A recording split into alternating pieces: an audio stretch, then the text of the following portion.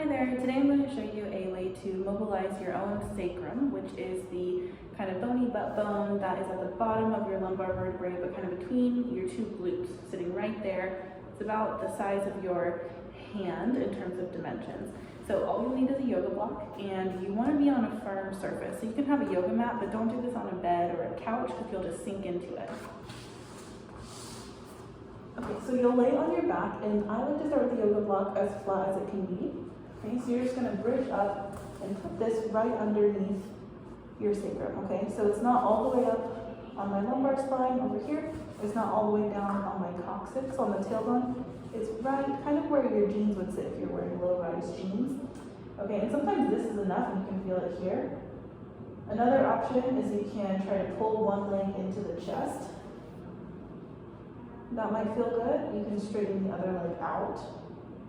If you don't have a lot of back pain, and if your hip flexors feel pretty tight, sometimes laying like this can feel really good because we tend to sit a lot and have our legs up in this flex position all day long, and this is a nice way to kind of go into the opposite of that motion. Okay, so this is kind of the starting position, and then once you can tolerate that, and you don't have to progress at all, it's just kind of if you want a little more mobilization, you can turn the yoga block on its side, so now it's taller, okay? So it's here, and this is actually a little bit better in terms of the width, because it's closer to the width of the sacrum.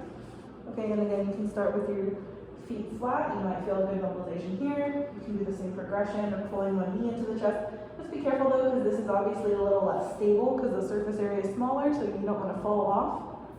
You could straighten one leg, or again, if you don't have back pain, you can straighten both legs.